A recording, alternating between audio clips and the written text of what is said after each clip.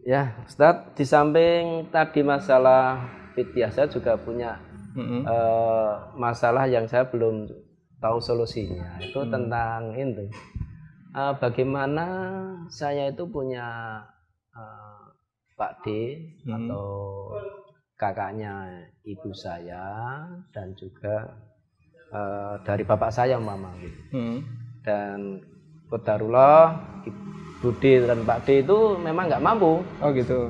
Ya, saya itu mau menyalurkan zakat itu kepada beliau itu tepat enggak atau harus diberikan yang lain atau itu Pak D dan Bude itu merupakan apa ya tanggung jawab saya atau bukan itu loh. Saya masih bingung itu kan. Iya. Jadi Allah sudah tetapkan siapa saja yang berhak menerima zakat. Ya. Ada berapa Pak? 8 kalau nggak salah. 8 tapi asnaf, betul ya. Ureannya itu loh, Iya. saya yang masih bingung. Ada 8 asnaf. Iya. Kita bisa merinci di antara mereka adalah ada fakir miskin. dan miskin. Ya. Kalau misalnya Pak D dan Bude termasuk salah satu di antara kategori fakir miskin ini, beliau secara umum berhak mendapatkan zakat. Nah sekarang yang jadi pertanyaan, kalau kita statusnya sebagai keponakan, boleh tidak menyerahkan zakat kepada Pak D Bude? Prinsipnya begini, jadi kita tidak boleh menarik kembali pemberian yang sudah kita berikan kepada orang lain. Jadi harta yang kita sudah keluarkan untuk fisabilillah, baik bentuknya zakat, bentuknya sedekah, hibah, apapun bentuknya, tidak boleh balik lagi ke kita. Intinya itu. Dan Nabi SAW menyebut orang yang menarik kembali hibah yang dia berikan itu seperti anjing yang makan muntahannya. Jadi sampai beliau kasih permisalan yang sangat mengerikan ya. Anjing yang makan muntahannya. Berarti pelakunya beliau misalkan seperti anjing. Menarik kembali harta yang sudah dia keluarkan, harta yang sudah dia hibahkan atau dia nafkahkan, itu seperti makan muntahan. Harta yang ditarik kembali, Nabi SAW misalkan muntahan. Sangat menjijikkan ya, tentunya. Itu permisalan yang sangat menjijikkan ya, sangat mengerikan. Karena itulah hadis ini menjadi dalil larangan menarik kembali apapun yang kita berikan. Nah, kemudian ini jadi batasan begini. Ketika ada orang yang memberikan zakat kepada orang lain, maka harus dipastikan bahwa manfaat zakat itu tidak ada yang kembali kepada dirinya. Manfaat zakat itu tidak ada yang kembali kepada dirinya. Seperti contoh bagaimana? Contohnya begini. Misalnya kita punya anak yang tidak mampu. Dia sudah menikah tapi nggak mampu. Boleh tidak bapaknya memberikan zakat kepada anaknya? Tidak boleh. Kenapa? Karena anak termasuk tanggungan orang yang ditanggung orang tua.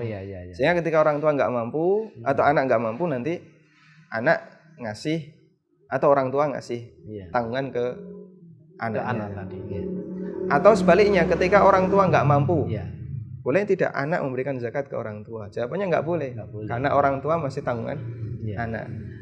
Karena otomatis ketika orang tua memberikan sesuatu kepada anak, zakatnya, atau anak memberikan zakat kepada orang tuanya, maka ada manfaat zakat yang kembali kepada dirinya, yaitu nilai nafkah menjadi kurang karena si anak telah mendapatkan zakat dari orang tuanya. Termasuk juga misalnya suami memberikan zakat ke istrinya, nggak boleh, karena istri termasuk yang wajib dizakati. Nah, setahu kami paman, Pak D, Bude dan seterusnya itu bukan termasuk orang yang wajib kita nafkahi. Oh begitu ya. Kecuali jika dia ikut kita, tinggal satu rumah dengan kita, kemudian tidak ada yang menafkahinya, maka dia menjadi tanggungan kita.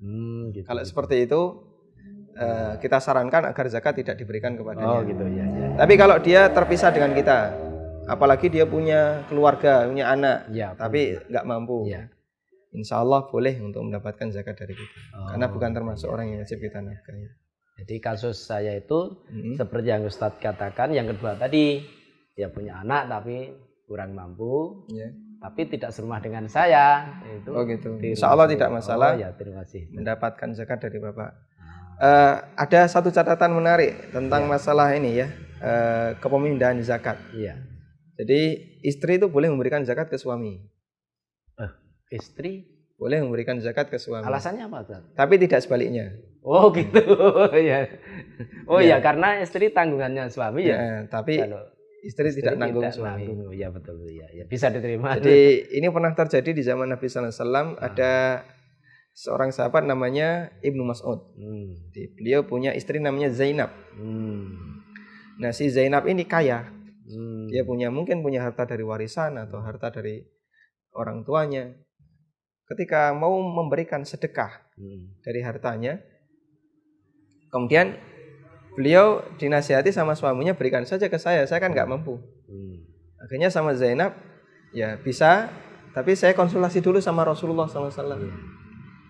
Kemudian oleh Nabi SAW diperbolehkan untuk memberikan zakat ke suaminya. Yang ini jadi dalil istri tidak wajib menafkahi suami. Bahkan sampai Nabi SAW membolehkan sang istri memberikan zakatnya ke suami. Kembali ke kaidah tadi. Ya. Insya Allah cukup jelas Pak ya? Ya, insya Allah ini penjelasan dari Ustadz insya Allah sangat bermanfaat. Alhamdulillah. Mungkin nanti saya juga bisa menularkan kepada teman-teman karena yang di kampung kami masih banyak yang awam Ustadz. Terima kasih. Jawabannya saya kamu khairan. Jazakumullah khairan.